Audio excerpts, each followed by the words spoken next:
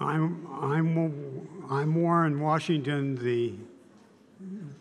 one of the three vice presidents of the society, and I'm going to be chair for this part on this part dealing with the music. I just want to point out that we're going to have the 275th anniversary concert by SoundLAB.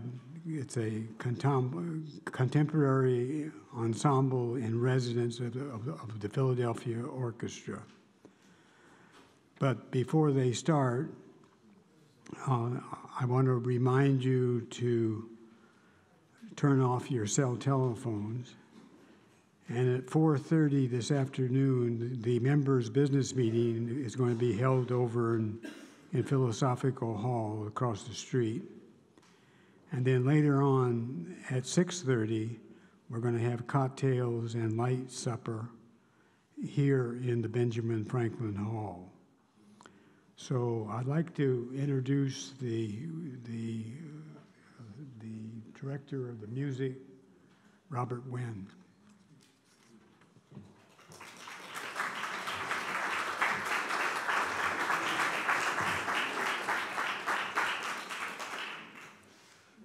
Good afternoon. My name is Robert Whalen, and I'm the music director of SoundLAB. SoundLAB was the guest ensemble in residence with the Barnes-Stokowski Festival with the Philadelphia Orchestra this fall, and prior to that was the Barnes Ensemble at the Barnes Foundation, and we advocate for the works of living composers. And we're so happy to be performing for such an auspicious crowd and honored.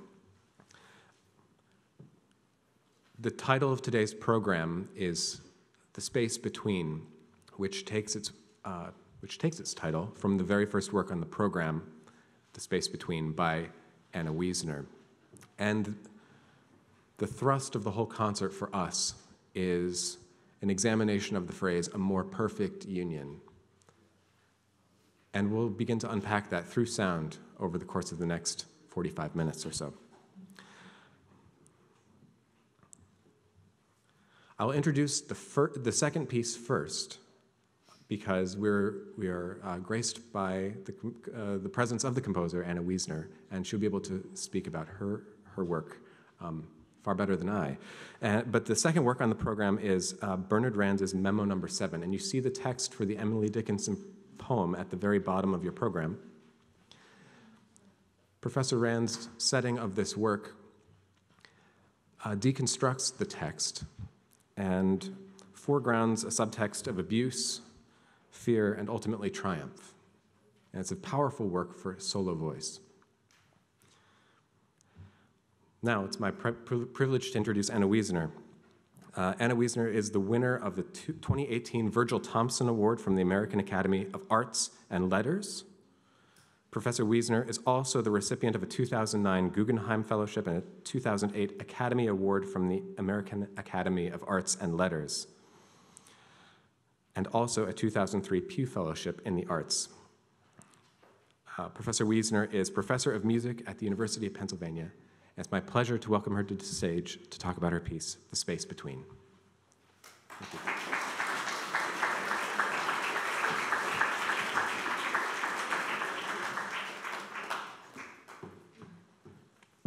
Thank you so much. What a kind introduction, and what a pleasure to be part of this. Can you hear me okay? I'm not experienced with these things. I'll just say a few things about my string quartet called The Space Between, in the hope that it opens some doors for you, but of course your experience is your own. As a composer, I am fascinated by the notes on the page and the score itself, and work hard to try to get that right. I'm also very compelled by all of the things that happen that are not represented by musical notation. And I've become more and more fascinated, really, by the thought of the musical score really as just a blueprint for what happens in real time when the musicians arrive and the listeners arrive. So in a way, making the score is really about anticipating that moment. that experience of time unfolding. And the title for me is related to that. So the space between, for me, is about thinking about that sort of triangulation, about the space between the composer and the performers, the space between the composers and the composer and the listeners, performers and listeners. And it has to do really with performance practice. These amazing musicians you'll hear bring an incredible world of expertise and experience and know-how and interpretation to bear on the piece. And in this piece, I actually experimented a little bit with trying to call up some of those forces by marking some of the passages in reference to other music. So for example, play this as you would play Mozart, play this as you would play Led Zeppelin, something like that. I'm very interested in the fact also that we live in this world where we hear many different kinds of music side by side, just very close together, and I think you'll get a sense of that when you hear the piece. Anyway, I hope you enjoy it, and thank you.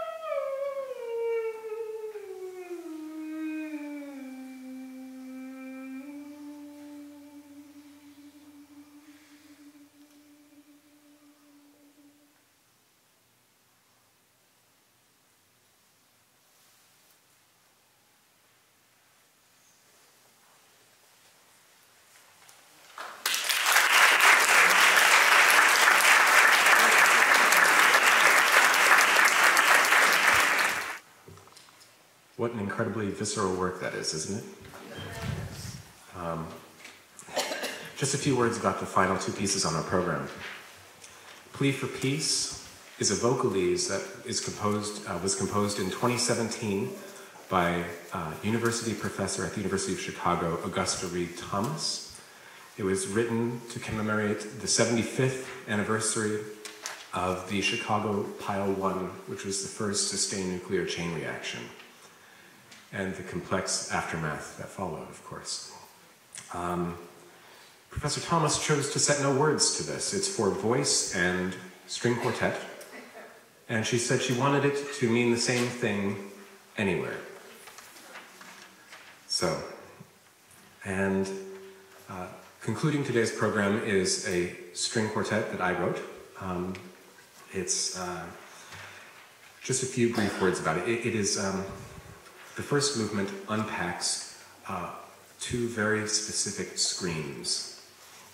The first is the scream that is depicted in David Foster Wallace's short story, Incarnations of Burnt Children, which is a short story about more or less an infant that is crying and the parents can't just figure out why. I'm sure many of you know it, but it's horrible and gripping and speaks to me about the world we live in right now. And the second is a pop culture reference. Kurt Cobain, in his last performances with the band Nirvana, did a cover of a song by the blues singer Leadbelly called "Where Did You Sleep Last Night?" And in the very last words of the song, he says the word shiver, and as he's singing it, just starts to scream the word. And the band stops playing, and he keeps screaming the word. And when he stops, his eyes open, and it's like he's coming back from another world. And this is very shortly before the end of his life. And the scream that is being depicted at the beginning is not a scream of rage, but it's like a katsu. It's a scream of enlightenment. And the second movement is the aftermath of that.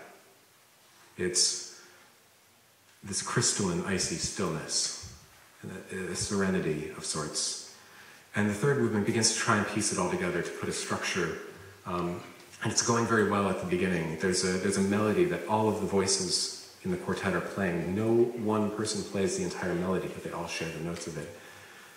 But when they try to return to this idea of calmness and stasis, the system breaks down and it disintegrates. And we're very, very grateful to perform for you today, and thank you so much.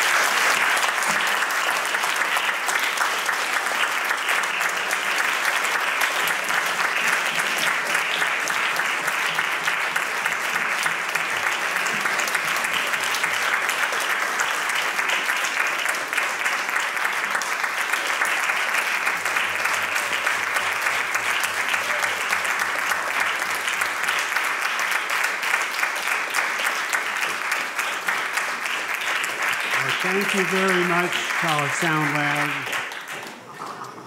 We're being challenged by listening and understanding new music, and this is definitely very new music. Thank you very much.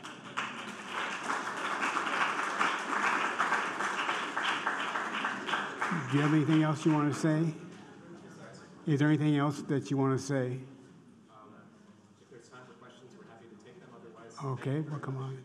Come over here to the microphone. Any questions? Yes. I have a question.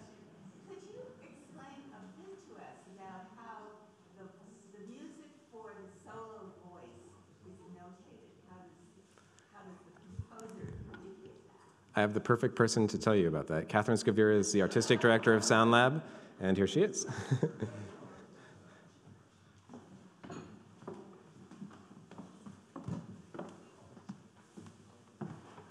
Hello, thank you for your question. I didn't see who asked it. Hi. The score that I've been working off of is a handwritten score from the composer. Bernard Rands wrote this, and it's been circulated through various singers, most recently through Lucy Shelton to me. I had the privilege to receive it from her. There is a published copy, which we have through the University of Pennsylvania, which cleans up some of it and makes it a little bit more legible, but he's written it very painstakingly in different colors, and then the various singers that have had this manuscript have notated it in their own hand in different colors. So it's very messy. In fact, I've had the opportunity to give my copy back to Lucy because she needed a version of it. So it lives on, and I'll see who I'm passing it on to next. Any other questions? Thank you very much. Thank you. Thank you.